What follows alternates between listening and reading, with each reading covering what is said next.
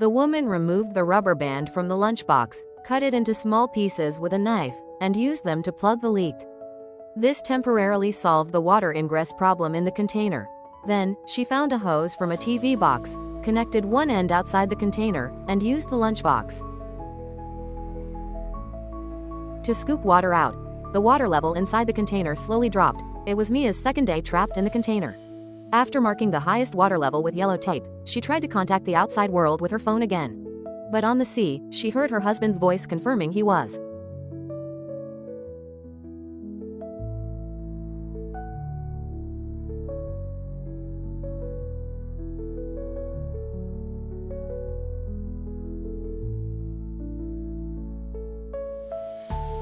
safe. Mia burst into tears of joy. Her husband had been tricked and thrown out by the driver midway, and his phone had died, preventing him from contacting her. Mia shared her ordeal with her husband, who promised to find a way to locate her and urged her to take care of herself. After hanging up, Mia felt a sharp pain in her stomach. The baby was acting up again. Before her husband could return, Mia was startled by the sound of thunder outside. She rushed to the opening to look out and saw dark clouds gathering, signaling an approaching storm. Suddenly, another wave of pain hit her, and her water broke. Alone in the cold container, she went into labor during the stormy night.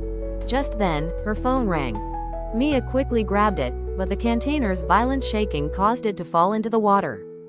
Helpless, she had to welcome the new life in such harsh conditions. Due to the intense scenes that followed, not everything could be edited. Those interested can watch the film.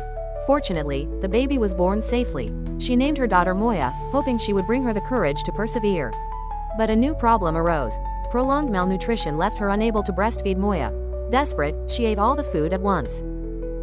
Only then did little Noah get his first taste of breast milk. But this was no time to celebrate. Without food, they would eventually starve in this metal box. As Mia was at her wit's end, she noticed a drill on a nearby bag.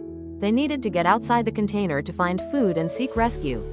She acted immediately, seeing hope ahead. Just as the opening was about to be made, the drill ran out of power, and hope was dashed again. She took out her phone, reinserted the SIM card from an old phone into hers, and tried to call her husband for help. But no matter how hard she tried, the phone screen wouldn't unlock. At that moment, Mia had never felt so hopeless. She broke down completely.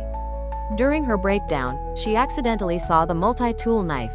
She quickly grabbed it and used the blade to saw open the joint bit by bit, her hands soon covered in blisters. But when you're down on your luck, things just go wrong. At the critical moment, the saw blade broke. Mia tried to push the metal open with her hands, but her long-term malnutrition left her too weak. Dizzy and faint, she felt like she might collapse any second. She tried contacting her account with her phone again, but got the same result. Soon, the last drop of fresh water was gone. In a daze, Mia turned her attention to the seawater inside the container. She filled a bottle with seawater, but thankfully didn't drink it. Instead, she poured it over herself to stay awake for another second. By chance, she saw water dripping from the top of the container. She quickly went over, licked the droplets, and tried to collect them in a bottle for survival. But the droplets contained a lot of rust, and she soon vomited violently. Mia passed out and dreamed of her eldest daughter. Her daughter asked why she let the bad guys take her away. Mia could only keep apologizing to her daughter as she watched her slowly fade away. Just then, a big hand reached out beside her. Her husband comforted her, saying it wasn't her fault their daughter got hurt. She had done her best. Then, it started raining heavily outside, and Mia woke up from her dream.